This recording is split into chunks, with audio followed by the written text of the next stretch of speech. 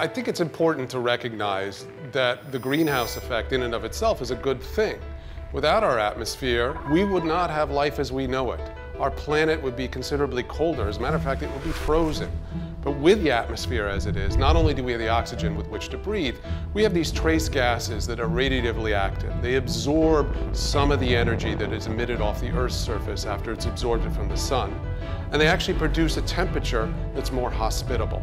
If we think about climate over the last 800,000 years, during that time span, we were in these big cycles, 100,000-year cycles, where we would go between being very cold and having an ice age and very warm, right? We take that point, and if you zoom in now, just to the last 10,000 years, we have been in a period called the Holocene. And that's been a warm, stable period of climate. And it's no coincidence that during that stable period of climate, we've had the development of human civilization as we know it. Now, if you take this period of time and you zoom in again to the last 250 years, since 1750, the start of the Industrial Revolution, we have now seen an increase in atmospheric greenhouse gases that's risen exponentially off that. And following suit from that, we are seeing the rise in temperature. That's a real perturbation to our system. Layered on all this is the issue that there are going to be some societies that are going to be able to deal with it. You're going to have winners and you're going to have losers. And the winners are going to be the people who can buffer themselves. They may have the economic resources that allow them to adapt, to mitigate, to keep their societies resilient to it. They're going to be able to invest in air conditioning. They're going to be investing in desalination so they can provide water resources. They're going to have the medical and health infrastructure present.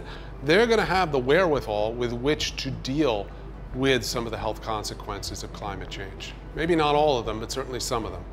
On the other hand, if you're dealing with the losers, it's the exact opposite scenario because they don't have that economic wherewithal. They're exposed. They're not going to be able to invest in a desalination plant to bring water resources in if their area is drying up and they're coastal.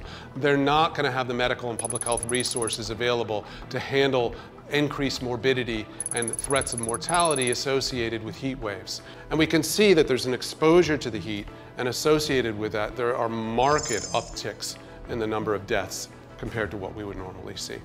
We have a lot of infectious diseases that are mosquito-borne, things like malaria, dengue, Zika, chikungunya, West Nile virus. Those diseases are necessarily sensitive to climate because the mosquitoes themselves are sensitive to climate. And we have to think about this, and we have to think about how are we going to handle this. We have really been the beneficiaries of a stable climate. Our civilization, its development over the last 10, 12,000 years has benefited from it.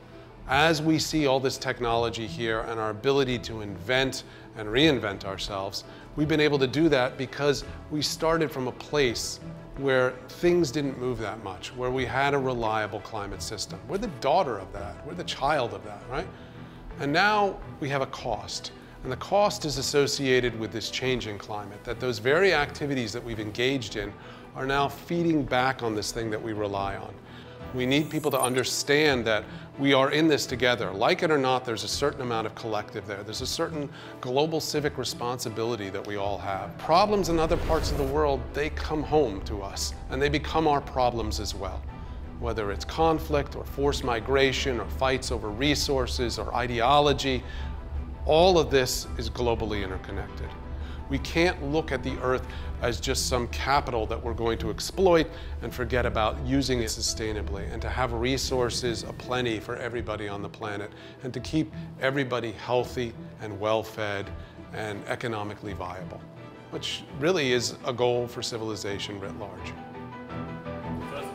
All right. Thank you so much, Jeff. Philosophy according to me, whatever.